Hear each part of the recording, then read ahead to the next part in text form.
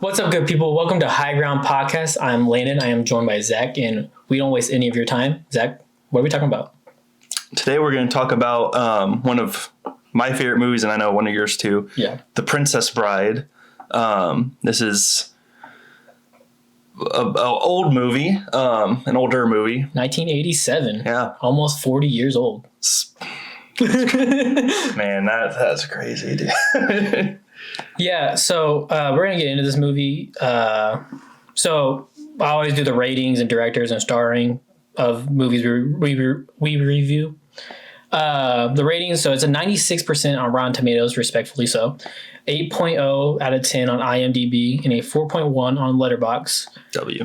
It was directed by Rob Reiner and it stars Carrie Elwes, Mandy Patinkin, and Robin Wright.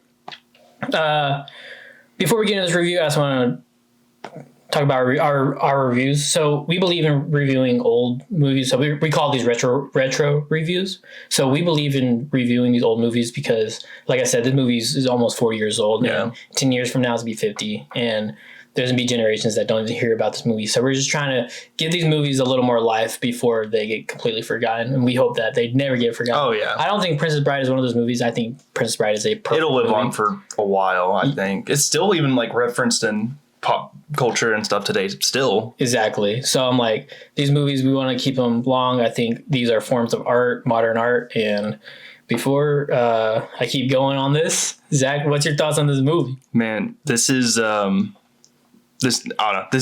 It's a great movie. I love this movie. So kind of like segueing back to what I said, it is one of the most like pop culture popular kind of movie even now.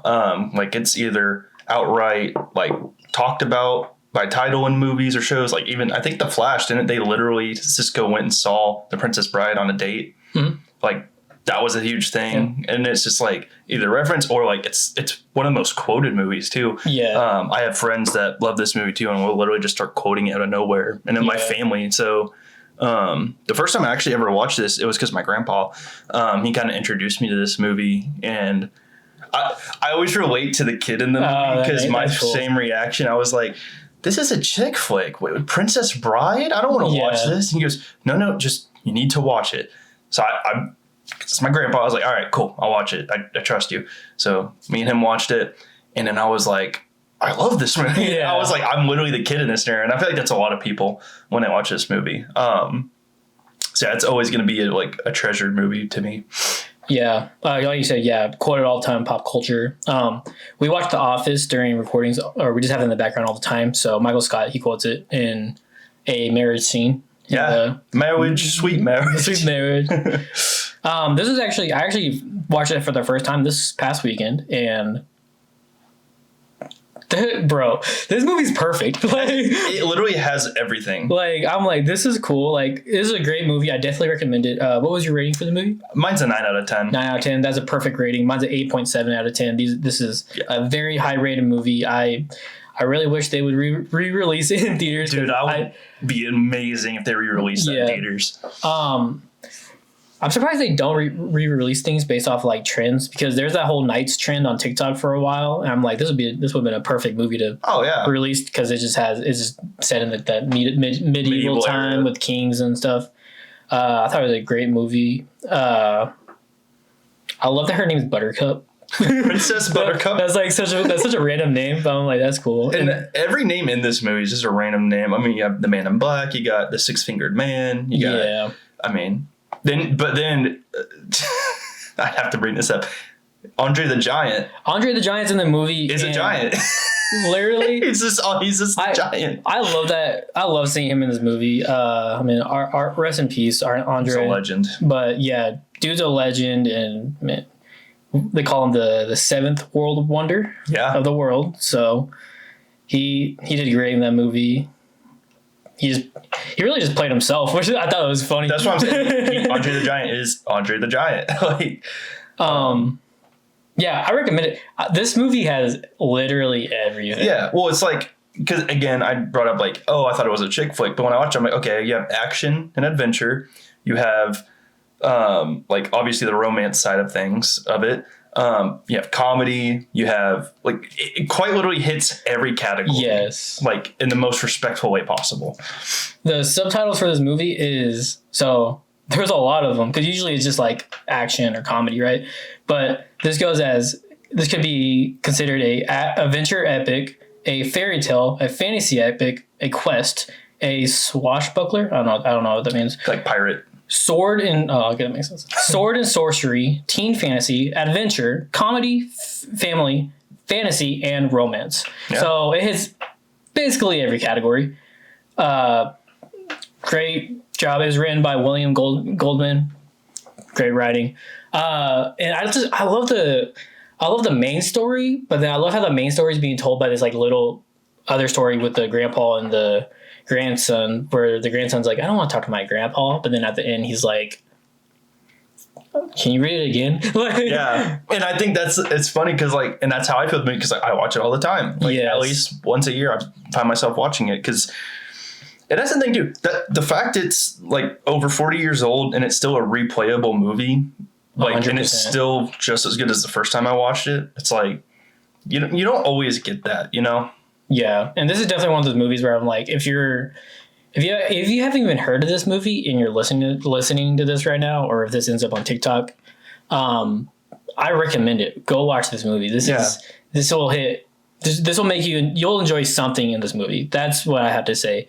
The comedies, I love the comedy. So my favorite scene is when the Man in Black and Inigo Montoya first like meet and interact. Oh yeah. He goes, I have a secret to tell you. I'm actually left-handed, or maybe he's right-handed, whatever. He says the other hand, and he switches, and then Inigo Montoya goes, oh, well, I have a secret as well. So am I. And then and I'm like, that's so funny to me. I love Inigo Montoya. My name is Inigo Montoya. You killed my father. Yes. Prepare to die. Like that whole thing, he's like, why do you keep saying that? That's like and that's one of the biggest quoted lines in that movie. I mean, yeah, then there's the whole, like, as you wish. Like, yes. You know, I love quoting that. That's such a cool, like, I love that scene so much. Also, if you want to talk about, like, an era of who has aura and who doesn't, Wesley, Man in Black, bro. Ultimate aura. This dude was paralyzed in bed, and he made the king tie himself up. Like, that was so crazy. Yeah. Dog. Oh, what bro, a just dog. Had a sword, and as soon as he's tied up, he just, like, collapse. Yeah. And the guy's like, what?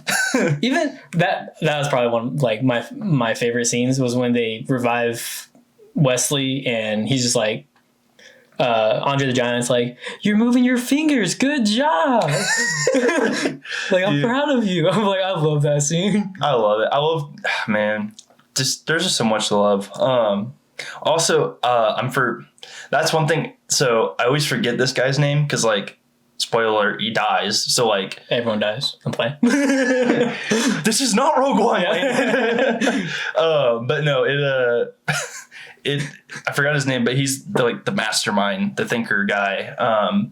Oh yeah, Vizzini. Yeah, not some Italian name, but I'm bringing him up because not only is like he's hilarious, the whole like inconceivable, you know, that line. But, yeah, inconceivable. But also, he plays the boss in Incredibles. Gilbert Huff. Yeah. So, like, when I first watched the movie, I'm like, why does this guy sound like the guy from Incredibles? And my grandpa was like, oh, he is. I was like, what? So that was a cool moment. You're fired. Yeah.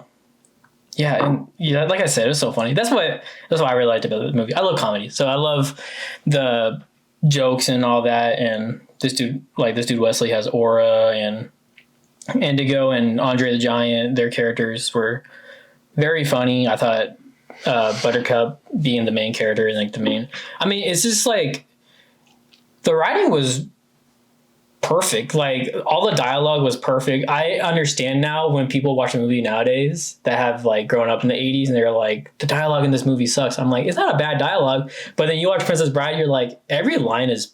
There's not a bad line. There's not a bad line in the movie. So I'm like, I get people hating on modern movies that have bad dialogue because I'm like, okay, I get it. Yeah, well, and it's hard when you're comparing it to like arguably one of the like most perfection movies made from that era. I mean, and there's a lot of good movies in the 80s, but I mean, that one's timeless. Like, it resurfaces every so often. And again, people who didn't even, like me and you included, who didn't grow up in that time era, still have watched it, seen it, heard about it. So it just, it's a timeless movie. And I think me and you are lucky because I believe our fathers have shown us all the 80s movies. Oh yeah. I mean, the era of the 80s is just like one of the eras of just original film.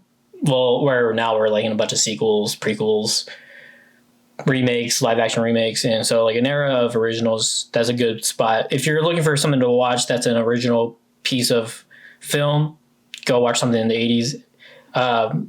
More specifically, if you want a specific recommendation, The Princess Bride is the way to go. It's a great way to.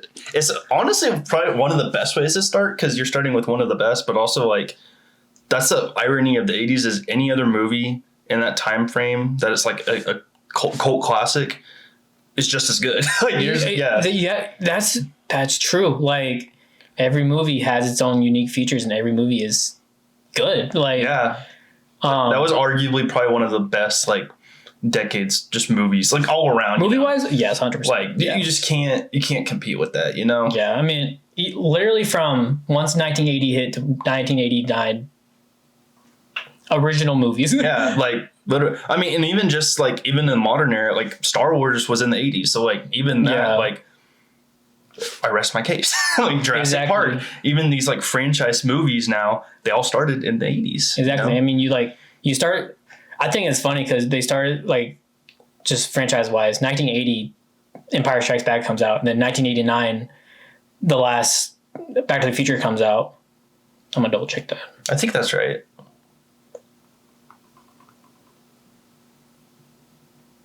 Part 3. Also, Back to the Future is a really good movie, by the way. If y'all 100%. If y'all want more recommendations, okay, I lied. It was Back to the Future Part 2 is 1989, but still, like going from Empire Strikes Back, in between Empire Strikes Back and Back to the Future Part 2, like everything in between that is like good film. Yeah, except for Tron. Sadly, yeah, the newer one's better. Not to get sidetracked, but I am so excited for Tron Ares. Yeah, I can't wait to get there, bro. But yeah, back to Princess Bride. Gosh, what a movie, bro! Dude, I'm so glad I watched that. And it's like the whole like just the fantasy aspect of the movie. I guess now it's considered a cliche, and maybe it was considered a cliche then, but like But it wasn't even like a prince saving the princess. It was just like the farmer dude decides to save the princess, and like the whole true love aspect. Like, I mean, this is a Disney film, so I think it's okay to dog on them because they did good with this movie. They did good with this movie.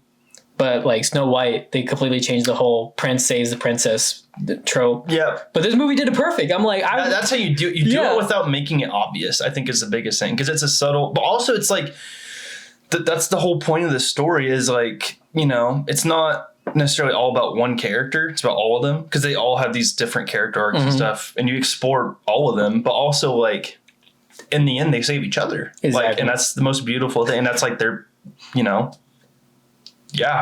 Yeah. I love the end after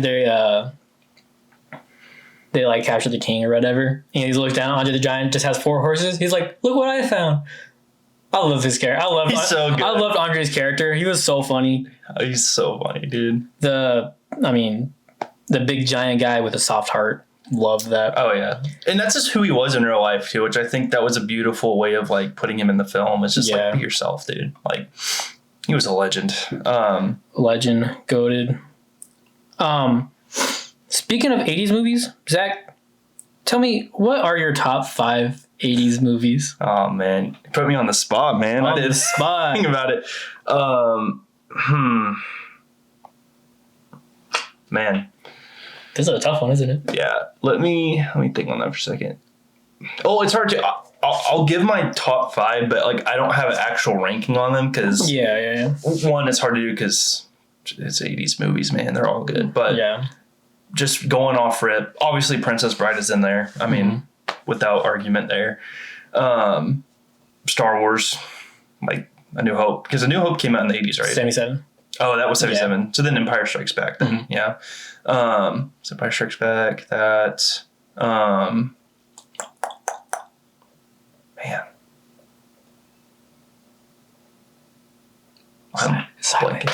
I'm blanking, bro. There's so many. You know what? I'm pulling up a list real quick because I need to refresh myself. While you pull up your list, I'm going to give them my list of my top 80s movies. No specific order, but we're going to go Back to the Future. It's a weird movie. Doesn't make sense on paper, but it works. How? I don't know. I still don't know till this day. Beautiful movie. Goonies, great movie, great action family film. Ferris Bueller's Day Off. I mean, every kid wants to have that kind of day when you take a day off and go to Chicago, explore those Chicago lands. Empire Strikes Back is in there. I think one of the greatest plot twists in cinematic history. Luke, I am your father. Or he says, no, I am your father. I got that wrong. But Empire Strikes Back. And then I think one of the best action sports movies of all time, Rocky IV. That is a good movie. Like, that makes me feel like I can take on Drago myself. Like, that's how I feel about that movie. And then my honorable mention is The Princess Bride. Those are not in any specific orders, but those are my top 5 80s movies. Zach likes all of them. Not playing. I really do, bro. Yeah. Man, so I'll say, okay, Ghostbusters is another one. So Ghostbusters, Empire Strikes Back, Princess Bride. I'll say The Goonies. I mean, that's a good one. Goonies fire. I can't not love it. I think one more. And then I could be wrong. There's Breakfast Club in the 80s? Or am I wrong on that one? I feel like that was in the 70s. No, that was in the 70s. Because that came out, it was 85. It was 85? Mm-hmm. It came out at the same time. Because it's made by the same people that made Ferris Bueller. Oh, okay. Then I'll say Breakfast Club. And then honorable mention will be Back to the Future. Because it's right up in there. But, yeah. Love Back to the Future. We're going to have to do an episode on Back to the Future. Oh, 100%. My brother's like a fanatic. So, that's... Are you good? Yeah, I mean, that's good to close out. I can't think of anything else to say. Cool. Princess Bride, great movie. Recommend. This is our first retro review. This is so fun. I love reviewing these old movies. I love it, dude. We might go even farther back in time. I always wanted to review 12 Angry Men. That is a great dialogue-filled movie. If you like dialogue. Nowadays, it's kind of frowned upon. But Princess Bride, great movie, 1987. High rankings. And wow. So at the end of every episode, we love Jesus. We believe in the word. We believe in the death and resurrection of Jesus. So we believe in sharing the word, a little bit of the word at the end of every episode. And that's what Zach's going to do right now. Awesome. So stay with me. It's a bit of a tongue twister. 1 John 1, 8 through 10 is what I'm reading from. And it says, if we claim to be without sin, we deceive ourselves and the truth is not in us. If we confess our sins, he is faithful and just and will forgive us our sins and purify us from all unrighteousness. If we claim we have not sinned, we make him out to be a liar and his word is not in us. So this is encouragement for either non-believers or believers. We're born in the world in sin. We are not sinless. The only sinless was the Son of God, Jesus Christ, who died to wash away our sins.